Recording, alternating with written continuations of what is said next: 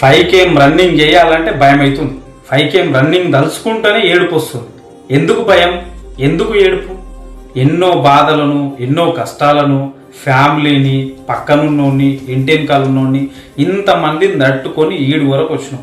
5 kilometres running చేయడానికి ఎందుకు రాబోయి నాకు అర్థం కాదు. మీకు భయం ఎందుకు చెప్పండి. 5 కిలోమీటర్స్ రన్నింగ్కి ఒక టార్గెట్ పెట్టుకోండి. Day 1, day 2, day 3, day 4, day 5, day 6 అని టార్గెట్ పెట్టుకోండి. 1 minute, 2 minute, 3 minutes, 10 minutes, 20 minutes, 30 minutes target పెట్టుకొని 5 కిలోమీటర్స్ రన్నింగ్ని డే బై డే ఇంప్రూవ్మెంట్ చేసుకోండి. అర్థమవుతుందా? సోమవారం, మంగళవారం, శుక్రవారం, శనివారాలు ఇవన్నీ ఎట్లా పోతుంటాయో నీ లైఫ్లో కూడా అందరు వస్తుంటారు, పోతుంటారు. అర్థమైందా?